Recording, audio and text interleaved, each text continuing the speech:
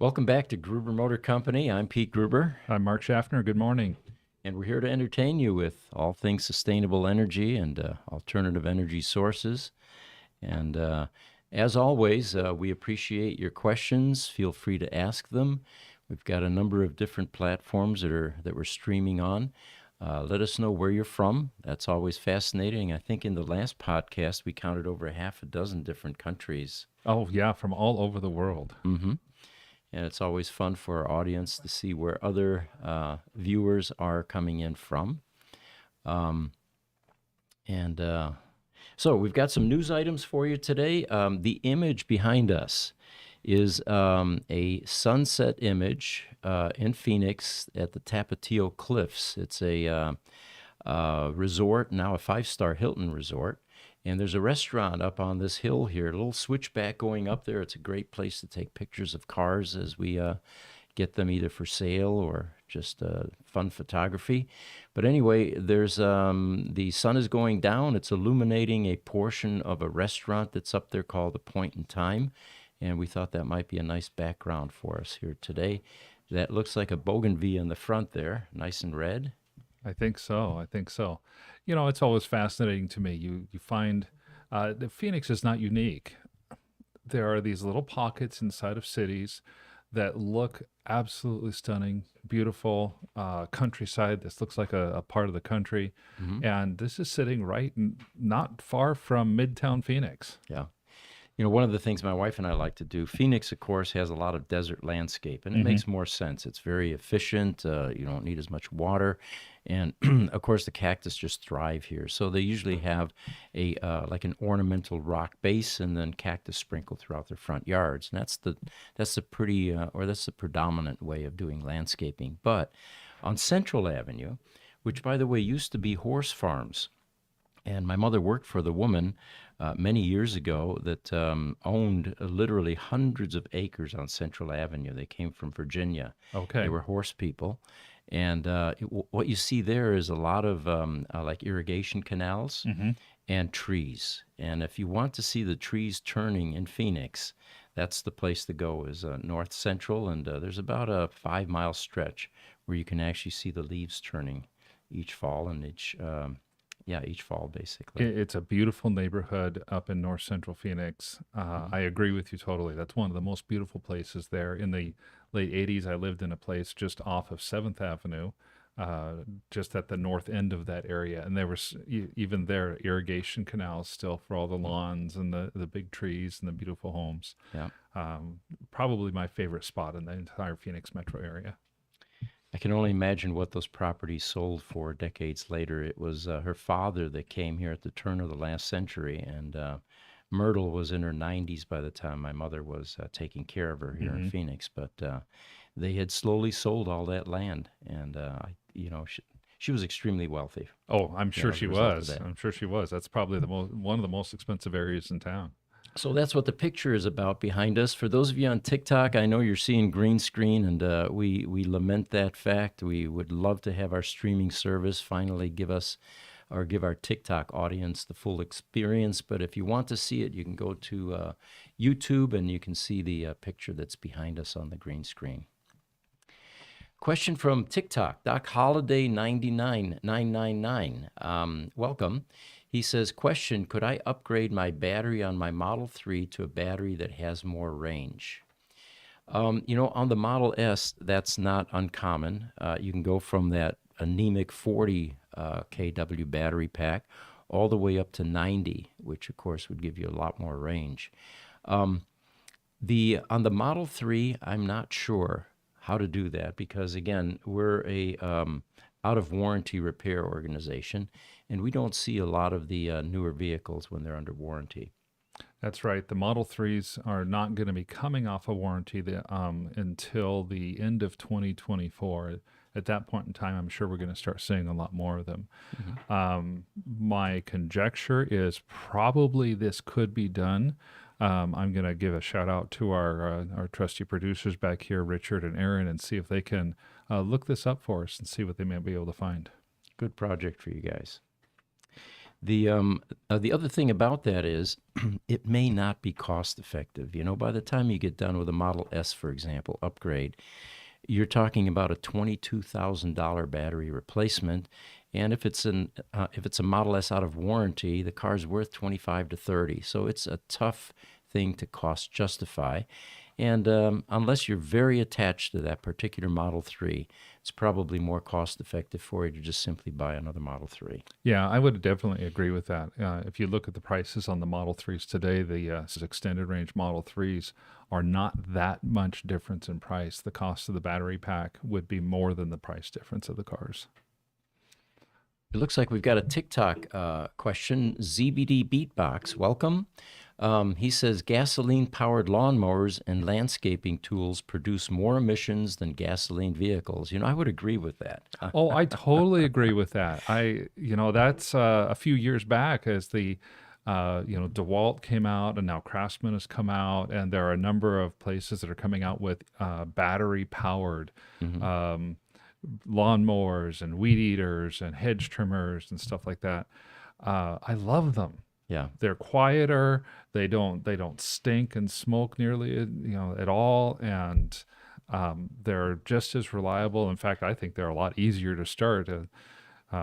Even here in Phoenix, we're kind of lucky. We have the basically 12-month around lawn for those people that have lawns. But I remember living up north in northern Idaho. Try to start up the lawnmower after it's been sitting all fall and winter. Yeah. That is always an adventure and not a good one. Or the lawn trimmers and the chainsaws, two-stroke engines basically, where you mix oil with the gas. And, none of those small fossil fuel burners have catalytic converters to control some of the emissions. So, Yeah. I could see where that would be a true statement that, what's funny about that is the T0, which we have in our service center. In 1997, there were 3 cars made, electric sports cars, and the goal, of course, was to go emission-free transportation. Well, they achieved that until they ran out of battery juice, and the original lead-acid batteries were 80 miles. So they actually had a trailer hitch on the T0 with a Honda generator, a 2-stroke engine that they were towing behind it. And when you ran out of juice, you basically fired up that generator, and of course you wiped out all of your, emission-free transportation gains at that point by having this generator behind you, continuing to power the car so you could get back home. I was reading Ingemar Anderson's book about the future of EVs earlier this week. We're going to have Ingemar on Thursday. And he mentioned something in the book that I thought was fascinating. That whole concept of a motor to generate electricity to run an electric motor.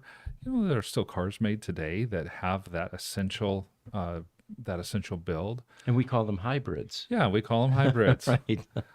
And so some hybrids, that literally is what's happening, is that there is a small gasoline engine that's doing nothing more than producing electricity to dump into a battery pack that then goes to power an electric motor. TikTok, SER, and about 15 numbers. He says, my Autopilot gets a hell of a lot closer to other cars on a turn on the highways. It holds its lane, but about to clip the car next to me.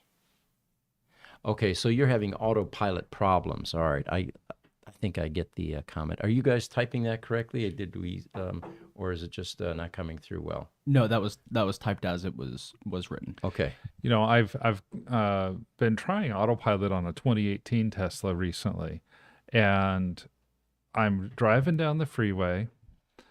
I'm in the carpool lane because here in Arizona, you get these little nice blue license plates with the clouds on them, and it's all pretty. And minding my own business, there's a semi-tractor trailer 2 lanes over. He's going a little slower than me, but no big deal. There's no other traffic around. And my car slams on the brakes. I was going 75 miles an hour, and within a couple seconds, I'm going 60, which is what the truck was doing. Mm-hmm. And I found out that this is not just me. It's kind of a thing with some of the firmware going on with the autopilots. Tesla's working on it. I'm sure that they're going to get it corrected. But on that autopilot, there's a distance dial on your cruise control On the settings. on the yeah. handle. It's a setting where you can have one car distance up to 7 cars distant. And I think playing with that setting, I had it all the way up at 7, and I think I had made it too sensitive. That could be that SCR has his set all the way down at number 1, which means he's keeping only one car width between him and the next person. That's interesting. And that might cause something like that to happen. And Mark, you were saying that that it might be based on location as well, because it's the same spot where that continues to happen for you, correct? So It is. It's I for me, it happens when I'm driving around the south side of South Mountain. I live in the southern area of Phoenix, and there's a freeway that goes around the south end of that mountain over to Chandler, and that we kind of do life over there because our area is kind of new. Very few restaurants are shopping, and it's along that stretch that it tends to happen. Elsewhere, not a problem. Interesting. Sounds like a GPS glitch or something. And it might be. Interesting. Yep. All right. Well, I've got a news item for you guys. Tesla surpasses 4 million global sales, 4 million vehicles. And they actually reached this milestone faster than they had predicted. So that's a good thing. And Elon reinforced that Tesla's mission is for sustainable electrified economy, even at the cost of profits. And we had suspected that it wasn't all about profits with Tesla, as it is with most companies, actually. So they were able to achieve this exponential growth despite COVID and chip shortages, lots of supply chain problems for many of these manufacturers. The article also says that Tesla sales increased 11 of the past 12 quarters with only one decline due to the pandemic onset. So that's pretty impressive. The Tesla Model 3 and Model Y, of course, lead Tesla's sales, with the Model Y becoming the top vehicle in sales growth and overtaking the Model 3 in key markets like Europe and China. So Tesla continues to aim for 50% production growth year over year, potentially becoming a top global automaker within the next few years. I am really impressed by these numbers, especially the 11 out of 12 quarters growth. So many automakers have had supply chain issues that have, left their car lots empty, looking like empty parking lots on a Saturday night. The fact that Tesla has been able to continue its growth, continue either reaching or getting close to that 50% year-over-year growth is remarkable, but not necessarily 100% surprising. Yeah. 50% growth, I think, is going to be unsustainable long-term, but short-term, EV sales are still a very small percentage of the overall auto market, and I think that there's room for a highly competitive company like Tesla to grow in this type of manner. Yeah. I look at China as an example. In 1978, China was this little backwater nation. They started economic reforms. They had a huge population, but no GDP to speak of. Since 1978, they've averaged 9% per year of GDP growth, which is Amazing. Yeah. amazing and definitely will be unsustainable forever. But they came from such a small place compared to the world market that there was room for them to grow. And I think the same thing's happening with Tesla.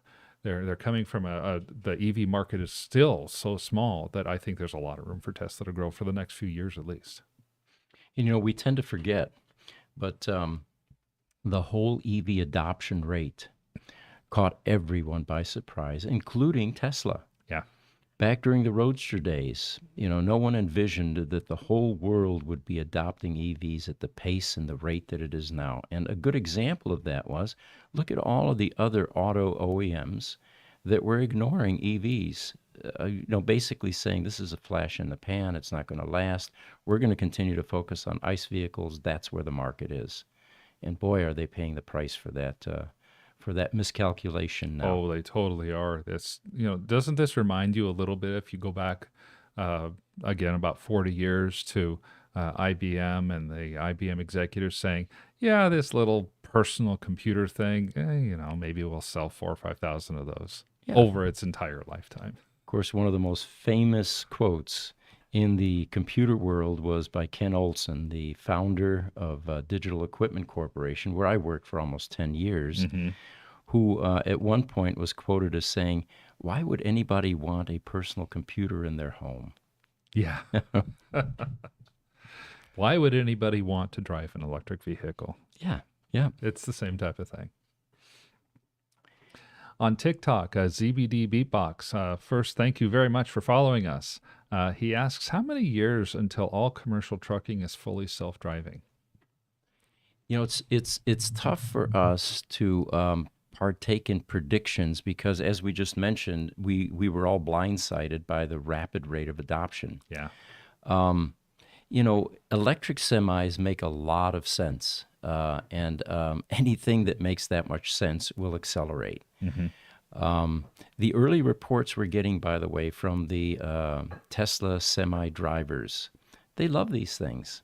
Not just the performance and the 0 to 60 times, but the comfort of the cabin. I think you were talking about that in the last podcast. Oh, yeah. We had some pictures up there. Yeah, the Tesla semi driver, he didn't have a lot of training, but had gone through. He was driving for PepsiCo. We were able to see a couple of pictures. You look at our last podcast, you can see some pictures of the inside of the cabin. It's, for a semi tractor trailer, is actually very spacious. I've ridden in the cabs of those tractor trailers I before. got it up there. Yes, thank you. That's actually very spacious. And then behind that, there's a jump seat as well. Great visibility. I think the oddest thing about it is that picture and that steering wheel are exactly in the center. Yeah. And that would take a little bit of getting used to. Other than that, I think they like it. And that was a real shift from what we were used to. I think later in the segment, we're going to talk about left-hand and right-hand drive cars. Oh, yes. You know, the silliness of making two types. A center version looks like it could make a lot more sense. Now, It really could you does. do that with a car? Now, think about that.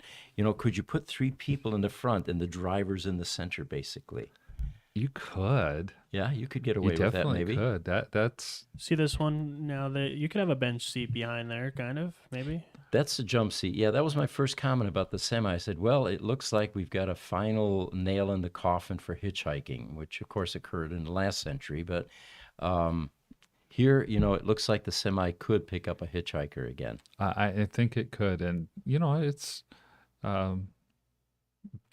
go old style, bench seat across the front. You could have 3 adults across the front, the driver in the middle very easily.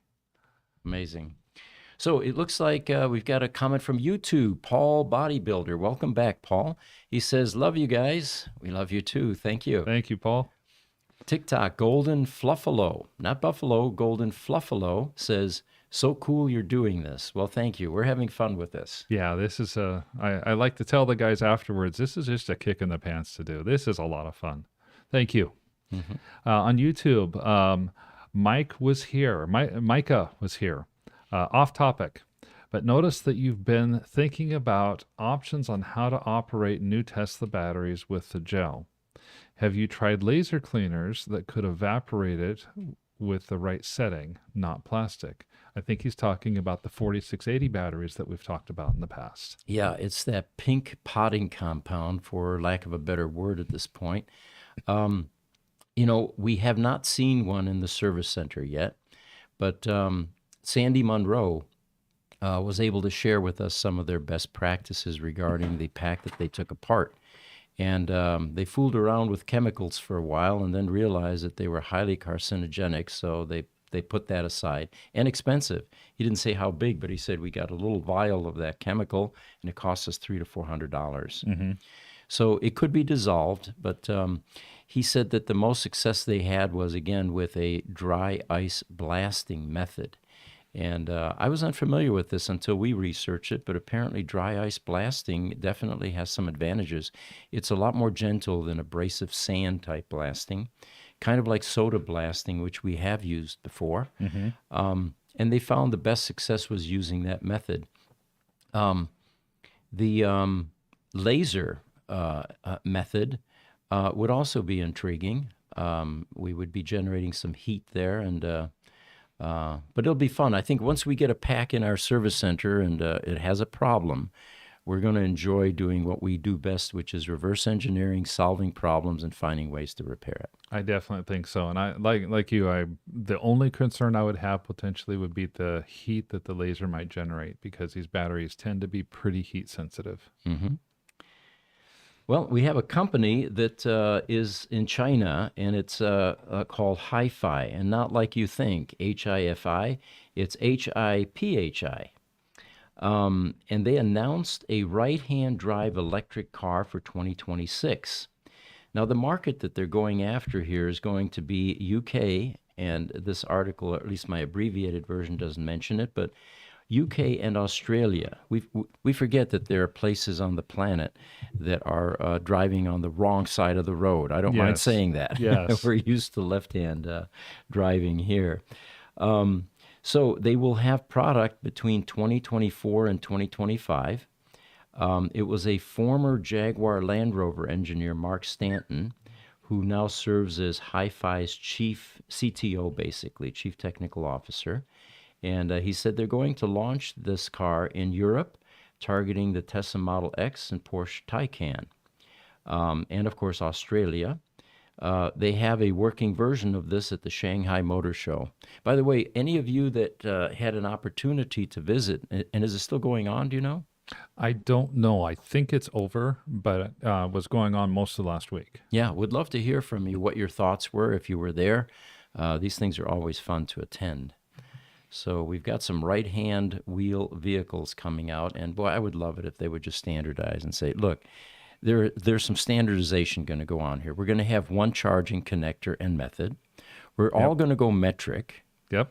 And we're all going to drive on a left-hand side of the road. Yep. Or yes, and or on the right-hand side of the road. Either one. I was telling Mark, we fly into UK when we go to Europe, and I remember taking a shuttle bus at London Heathrow to a different location. And I was like 20 hours jet lagged, and it spooked the heck out of me every once in a while. I was sitting toward the front of the bus. He was driving on the wrong side of the road, and I thought for sure we're going to get in a head-on collision at any point. But it didn't seem to happen, so it must work for them. I guess it works for them. I'm always confused about how somebody transitions from England to France or back and forth, because, England, the driver's, it's on the right-hand side, the driver's steering wheel, and you drive on the left side of the road. France is the opposite. Just the idea of having that driver's space sitting on right next to the sidewalk as you're driving down the road, that just freaks me out. And a thought just occurred to me. We took the channel from UK to France. Okay. And what do they do inside the tunnel? At some point, do they switch lanes for you so that you come out on the right lane when you get into France? It has to be. I don't know. But I think it has to be. My take on this really is that this is a good move. First, of course, you have somebody from Britain who's heading up the technology, so that makes some inherent sense. He's used to the idea of people driving on the wrong side of the road. But even better than that, I was surprised to learn 25% of the world drives their cars on the left-hand side of the road with a steering wheel on the right-hand side of the car. I didn't know it was anywhere near that high. Amazing, yeah. And so most of the EV automakers right now are making their EVs for the other 75% of the world. In fact, I would dare say that more than 75% of the EV models that are out there are only left-hand drive electric vehicles. So to go into a space that's under-occupied, to me, seems like a move that is inherently smart and would make sense. Sure. And we all know why, of course, they're not switching. There's so much infrastructure that's been evolved over many, many decades. Oh, yeah. Road signs, all of it. It's probably not feasible to do that anymore, but we all have a chance to do things right the first time, and that was one I think that we missed. I think so. Just like the U.S. going to the metric system, eventually maybe it'll occur. I don't know. We're still using the King's English system, where his foot size is. Yes. Yes. Exactly. All right, have some more questions here, it looks like. LinkedIn, welcome, LinkedIn. Asha Venugopal, he says, always new and innovative. Well, thank you for the comment. We appreciate it. TikTok, Golden Fluffalo, he says, are you on a podcast now? Yes, we are live right now. We've got another half hour or so to go. Yes, and this podcast, once we're done here, will go out to Spotify, so you can always stream it there, and you can continue to stream this or watch it again on the channels that we're on, YouTube and Facebook and LinkedIn and on TikTok, among others. And Trucker Alistair is joining us again from YouTube. Welcome back, Trucker. And his question is related to the semi. Of course, with a first name like Trucker, I would understand why. I totally understand. He says, hello, you guys again. But the only thing that troubles me is, how can you reverse the semi without having two blind spots? In my truck, I look out the windows in tight spots. Trucker, that's a great point. I'm wondering, and I bet, but I don't know for sure, that those two screens that you see, one on either side, have cameras associated with them so that the truck driver can see. Because that is a great point, that if you're sitting right in the center of the cab like that, it's too far of a stretch to go out and look outside either window. And I myself, if I'm backing up a trailer, I will frequently turn my head and look out the window to the side of the trailer to see where it's at exactly. You know, this is reminiscent of me learning to drive my Model S. And I was used to old school analog methods like this. You know, you look out the window to make sure. And I never trusted that backup screen. And I finally got to the point where I realized this thing hasn't failed me yet. And today, I really do trust that screen more than I do my own vision. So, you know, I agree with you there. I love the backup screen. Well, they give you lines too, guidelines. They give you the guidelines. It's nice and clear. It's easy to use. And the proximity sensors too. They'll beep at you if there's an obstruction that you're not paying attention to or don't see. So, In fact, the Volvo that my wife and I bought this last fall, if you get too close to something, it will apply the brakes and stop for you. Okay. And nothing quite like that. Yes. So the Tesla Semi does have cameras. So like my screens right here that I have, on the edge of them, in the center, you can actually see the cameras as you're driving down and as you're backing up.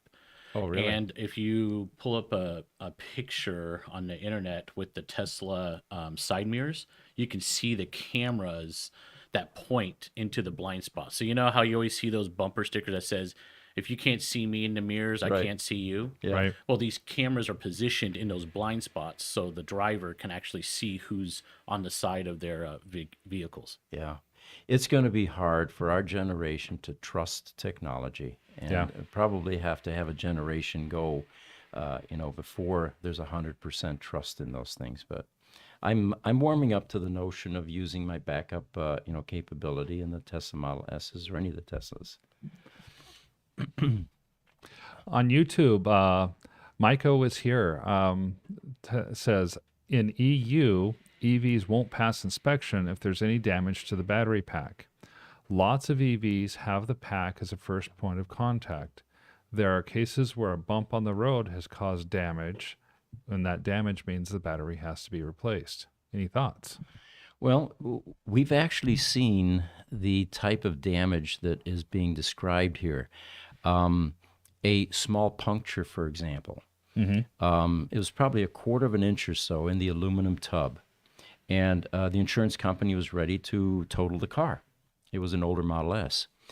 And what we pointed out to the customer is, look, we can close that gap. It's important for you to describe to us when the accident occurred. Was there standing water? Did you drive through a gigantic puddle shortly thereafter? And he said, no, it's Phoenix. It was nice and dry. It was hot. There was no water involved at all. So in that particular case, we actually closed off that 1/4 inch puncture in the tub, and he's, happily driving his car. I understand that there's some risk management here that has to be applied, and the insurance companies are going to err on the side of caution every single time because of the huge liability that they incur if they weigh in the other direction. Yes. But you have another element that comes into play, which is common sense. sometimes the damage is merely a dimple in the tub. And we know enough about the tubs themselves that we understand where the components are, where the battery modules are. And there was another case where it was toward the penthouse in the front. And underneath where that dimple was, there were no components, no wiring harnesses. It was basically an empty cavity at that point. So again, we advise the customer it's okay to drive. But it is a concern, and I'm glad you pointed it out. The insurance companies will definitely side on the air, or they will err on the side of caution. Sure, that makes sense. Trucker Alistair on YouTube says, no, not exactly. Only Germany trains drive like on the road, but all over Europe, drive on left with the driver on the right is just like in England. What is your experience on the driving on the left versus driving on the right? Well, the areas I'm familiar with in Germany are all left-hand drive cars. And the trains, however, I don't know. I don't know where the conductor sits. That's a good Passengers, question. I don't know. they sit on both sides, but it seems to me that, and there are a lot of electric trains in Germany, by the way. That's the most popular, method of train transportation. It seemed to me that they were in the center. I don't know, Trucker. I'm going to be there in July. I'll let you know. How's that? Yeah, my only experience of driving in Europe was driving in Italy. I will leave the driving in Europe to the European drivers after that experience. To the experts, yeah. They are. It was something I'll never forget. That's probably the best way to say it. It was generally positive, but I do know also in Italy, your steering wheel's on the left-hand side of the car, you drive on the right-hand side of the road, just like here in the United States. Mm-hmm. So I don't have experience outside of that. So YouTube Trucker again says, well, if someone can drive the semi, I'd like to drive one too before kicking the bucket. That sounds like a worthwhile goal. Agreed. I think what I would enjoy doing is actually doing a 0 to 60 launch with a full payload to prove that this thing can do what trucks have never done before. That would be beyond amazing. There's a hill in Idaho that I would love to see and drive a Tesla Semi on. As you're headed south on US Highway 95, coming into the town of Lewiston, which is right on the Columbia River, there is about a 15-mile hill, and it's famous in the region for how dangerous it is and how many trucks have lost brakes and so on and so forth. I'd like to take a Tesla Semi up that hill fully loaded and watch it pass not only semis, but pass passenger cars and pickups that are hauling trailers and stuff like that. I think that would just be mind-blowing to a lot of people. That would be fun. Yeah. Well, another news item. SpaceX announces a new facility in Bastrop, Texas. The facility is going to be used for Starlink hardware production. And I keep forgetting that Starlink is really more part of SpaceX than, Tesla or Sure. any of these other Elon Musk companies. Now, I don't know how to pronounce that. Is it Bastrop? Anyway, I'm just going to call it sure. Bastrop for now. It's located near Austin in the greater Austin metropolitan area, and they're beginning to hire for various positions there. It is ideally located, they say, this new facility for the Starlink production, 24.5 miles away from Tesla headquarters at Gigafactory Austin.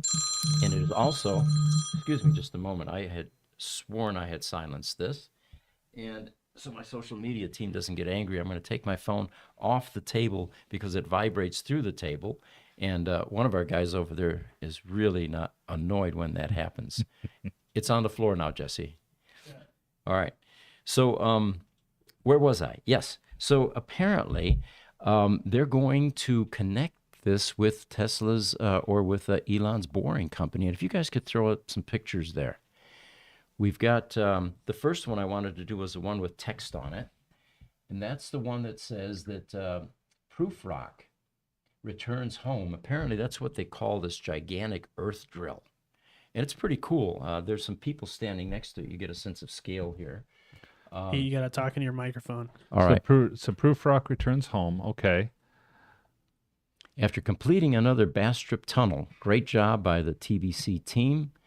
What is TBC? The Boring Company. Okay, good acronym. Now, Elon hates acronyms, but he may approve of that one. And anyway, there's another picture, guys, where it shows how this thing actually tunnels under the ground, and it's that pictorial image that we posted on our image folder. Yeah, while that image is coming up, a thought for you. Back in, what was it, 2017, I think, Hurricane Harvey hit the Houston area. Mm-hmm. And it was something like 51 or 52 inches of rain over the course of 48 hours. I mean, we picked up some Model S's and repaired them from that flooding. So what would happen to one of these boring tunnels? Well, I if have an there's answer 52 there. inches? I have an answer there. In Phoenix, we have what's called the Deck Park Tunnel, Yep. which is downtown, and it's fairly long, probably about 1/8 of a mile or so. And in the very lowest portion of that are a couple of 6-foot steel doors, and down below that is equipment, pumps. And what these do when there's heavy rain, they essentially pump that water. I'm not sure where they pump it, but it pumps out of there rapidly so the traffic can continue to flow. And the reason I know that is we were contracted to provide the backup power systems for those pumps, UPSs. Okay. And we had a heck of a time getting them down in there. We had to have rigging equipment, a mini crane. You know, these are fairly heavy boxes, 6 or 7 feet tall, full of 5,000 pounds of batteries and all that. And it was our electrical team that actually installed these down in there. So I would imagine that when they build these boring tunnels, that they have provisions for water elimination or removal. There we go. There we go. Yeah, to me that is just it's fascinating. The permitting process with the city, I think that would be a little bit of an adventure, I think. But so we're talking about a potential of a 24-mile long tunnel, then, correct? 24-mile long tunnel is that's what the article alludes to. What fascinates me is this gigantic drill. You're going to have different types of material that you're going through. Sand, of course, being the simplest. But what do you do when you hit bedrock? You know, is this thing actually able to grind its way through bedrock? And, you know, I guess in Europe you have other problems, such as archaeological digs that eventually reveal that, oh my God, this was a Roman Colosseum beneath the ground, and we need to now stop boring because we need to spend years now to retrieve all of the artifacts that will get destroyed by boring. There we go. We've got some scale here. Now, in Las Vegas, there at the CES show, a number of people that attended went through the boring tunnel between the Las Vegas Convention Center. And it looks to me like they actually have 2 of these or 2 tunnels, because if you see the guy standing there, that's about enough for 1 car. Yeah. So if you're going to go bi-directional, again, left-hand, right-hand drive, either one of those, I guess, would apply. Yes, it would. You know, Elon would have had a field day during the tunnel construction. Now there, it made it even more dicey. They had to go underwater. Yeah. Not just through dirt. Yeah. And, you know, it just seems like that's a whole nother engineering challenge, is trying to keep the water out as you're tunneling under the lake, or in this case, the Black Sea. No, English Channel. The English Channel, right. Very cool. So anyway, that is coming.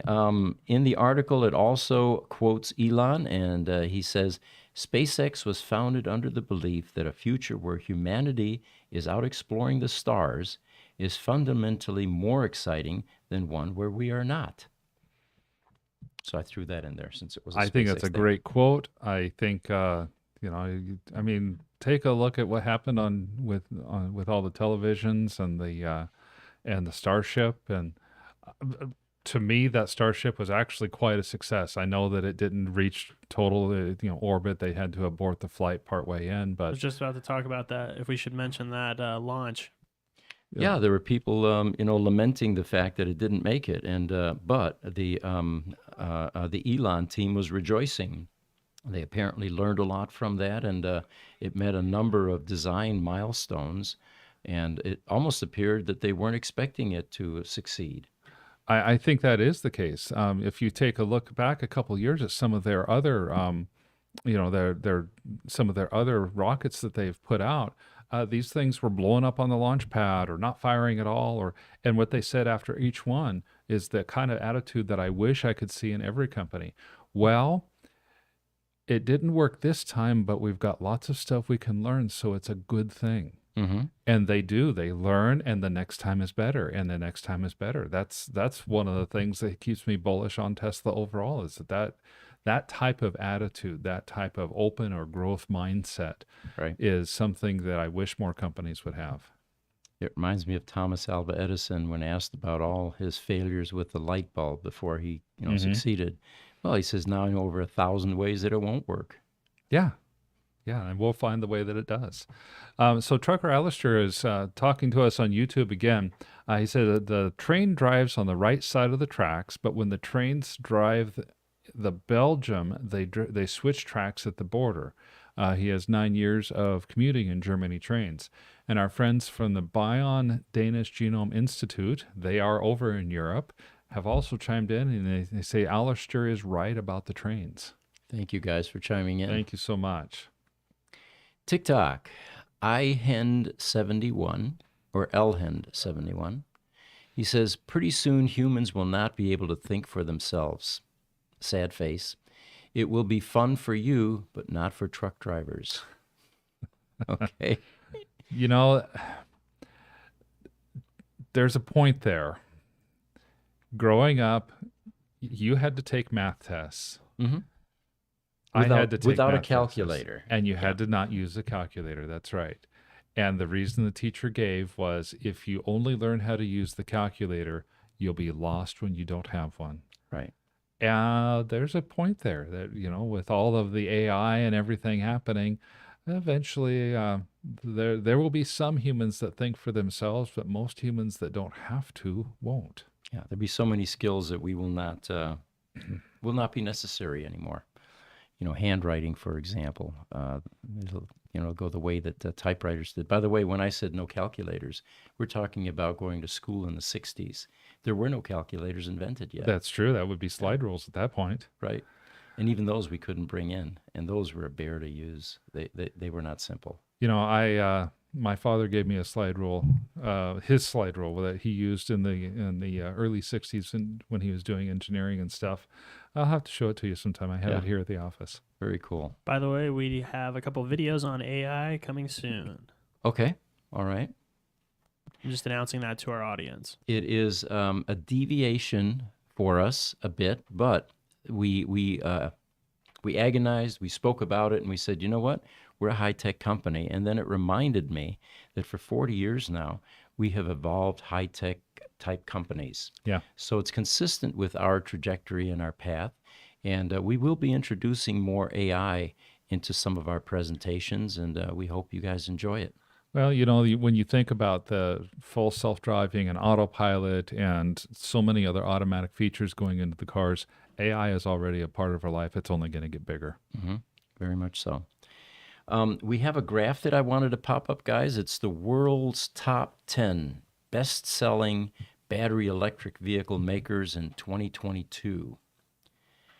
And no surprise there, but look who's number one. And look at the number of units sold. And then you can see how it shakes up. It looks like China's coming up to speed fairly quickly. And the article here says that 5 of the 10 largest BEV sellers are Chinese. So, and of course, Tesla could be considered partially Chinese as well, considering that their Shanghai factory cranks out a number of EVs as well. That's right. A lot of Tesla's Chinese sales come from Shanghai. A lot of Tesla's European sales come from the Giga Berlin factory. And then a lot of the U.S. sales come from the U.S. gigafactories. I'm impressed. You know, a year ago, I had never even heard of BYD. Didn't even know that they existed, and Yeah. yet now they continue to make the news. Looks like they have great vehicles overall, and they're very popular. Coming out with some great product and continuing to innovate. YouTube, PYGKLB, welcome. He says the Boring Company tunnels are one way. Cars drive in a loop. I tried to get a drive when I was in Las Vegas, but it only runs when there are big conventions that take up more than one of the 3 halls. Well, that's good to know. Definitely good to know. On TikTok, Lhen71, another comment that says, just like the episode of Twilight Zone, look how that turned out scary. I said, I'm going to go off to the grid to ground myself. Good strategy. All right. So I have a video. If you guys can pop that up. It's in the text file under the images folder. It's a YouTube video. And I thought what we could do is spend a little time talking about in-wheel motors again. It was a very popular topic in one of our earlier podcasts. And what we're going to show you here is a manufacturer who is innovating with in-wheel motors, Hyundai of all companies. And, you know, it's a short clip, probably about a half a minute or so, but I looked at this and I said, look at the capabilities here. These wheels are actually able to turn themselves a full 90 degrees. Now, if you have all 4 wheels turn 90 degrees, think about what happens to parallel parking. You no longer have to do that angle back and forth thing. Oh, yeah. You're sitting there and you can get into a space that has just inches in behind you and in front of you. You just have to make sure that the guys in front and behind you also have this capability, right? You got to stay on your mic. All right. We're losing you there. So, if we can bring up that video, it's going to show the vehicle doing crab driving.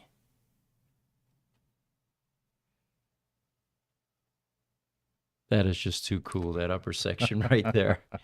And zip, he's in a parallel parking spot.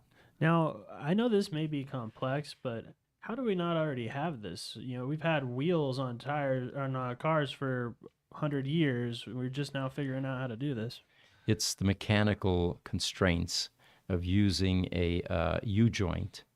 And what you would have to do in order to achieve this with a traditional vehicle is completely change the mechanical structure underneath the car. It would have to be able to pivot.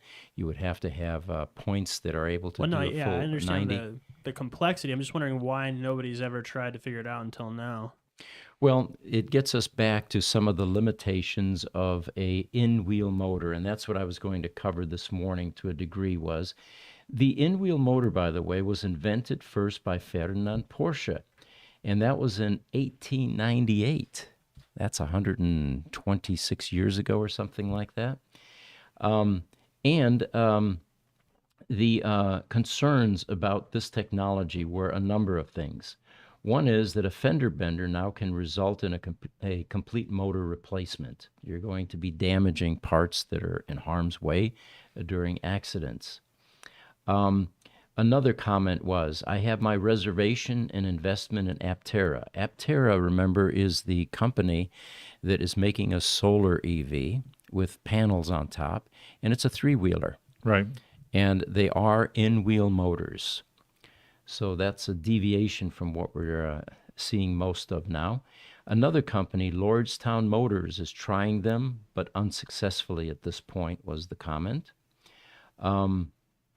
There's another comment in that they used hub motors in a diesel hybrid electric autonomous ground vehicle for the military and found that to be unsuccessful.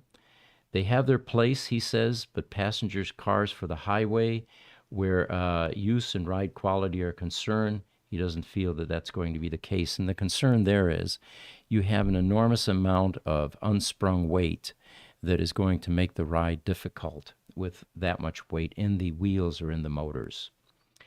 Then another comment is the amount of beating that these motors will take when driving on bumpy roads. Somebody in the UK piped up. Somebody in New York piped up and said, it's not going to work with all our potholes. Remember back east, after winter, it really takes a toll on the roads, and lots of potholes during spring, and that's when they do a lot of the road repairs. And it's fundamentally water getting up underneath the asphalt and, Yeah. Well, buckling it. not only that, in the wintertime, that water will turn to ice, get underneath the roadbed, Right. freeze, expand, and then you end up with buckles in the entire roadbed. In Alaska, they like to call them frost heaves. Yeah. Just all I can say is just try going down the highway at 55 miles an hour, and then you start to hit these frost heaves, and they're not like potholes; they're like launch ramps. Oh, like speed bumps. Oh, worse. Yeah. Okay. You won't see them. They'll be 18 inches tall, and you'll just come up on one, and you'll basically, if you're not watching, you will launch off of one and come back down in time to hit the next one. It breaks shocks, breaks axles. Man. So you're going slower. It's like skiing moguls, it sounds like. And that's a great example. Yes. If you're not prepared, you're going to hit that wrong or the next one at the wrong angle and go down. So anyway, I thought we'd share with you what Hyundai is working on. We're still convinced that this is the future. It just seems to be a far more efficient way to handle propulsion, but a lot of engineering challenges exist. And, eventually the drive mechanisms will continue to get smaller, more efficient, lighter, and we'll start getting rid of some of that massive amount of metal that's underneath cars to convert rotational energy to the yes. wheels. To me, though, I wonder how fast I could get going around in circles before I'd throw up. Yeah, good point. All right, we are at 57 minutes. Okay. All right. Let's see if we have any other final pictures here. Yeah, you had one in there. It's called "Seems Legit." Do you remember? Yeah, that one? let's pop that one up. And this one looks like somebody was attempting to use a EV only parking spot and got pretty creative. I mean, it seems legit is I think the right title for that picture. Looks like a Home Depot maybe, but The best thing I could say is I do not think I'd want to touch the metal side of that flatbed. It's yeah. a pottery barn, maybe. There was a picture circulating the last week about 12 inches of water in a parking lot. And there were a couple of Teslas there charging in that lake, that mini lake. Oh, my and gosh. the caption was, "Would you charge at this location at this point in time?" The reality is they have gone to great lengths to minimize any kind of electrocution risks with these Right. charging stations. If that truly were a concern, I would be equally concerned in a heavy rain when you're opening your charge port door and you've got that connector in your hand. There are electronics in that process that won't turn anything on until you are out of the way. Right. So, but anyway, yeah. Well, next, or this week, Thursday, we have an author, and I wish I brought the book with me. I didn't do it, who is going to join us and talk about his book. You read it? Yes, Ingemar Anderson is the author. I believe the title of the book is The Future of EVs, and it's going to be available for sale on Amazon May 1st. The future is electric. The Future is Electric. Thank you for correcting me, Jesse. Good book. It was a very fast read, but it was a lot of really good basic information for the person who is inquiring about electric vehicles, not really sure whether or not they would want to take the jump into that area. Mm-hmm. Okay. And it'll be an interesting session. We'll have the book, the author. You can ask questions, what motivated him to write it, what kind of content is in it, and why does he think you should buy it, basically. By all means. Tomorrow we have our Tesla Roadster podcast, and our guest last week was in Germany, and it didn't work out. So we're going to have him back on, and most likely during one of the morning podcasts, because we tend to forget that at 4 p.m. Mountain Standard Time, it's like 1 or 2 o'clock in the morning for them in Germany. So we'll try to make the time a little bit more comfortable for him. We are also planning on having additional guests in these podcasts, so stay tuned. We'll announce ahead of time who we're going to have and when. And as always, we appreciate all of you joining us. We're having a good time doing this. By all means. Thank you guys so much for coming and joining us this morning. We look forward to talking to you tomorrow afternoon at 4 and again Thursday at 10 o'clock Mountain Standard Time. We'll see you then.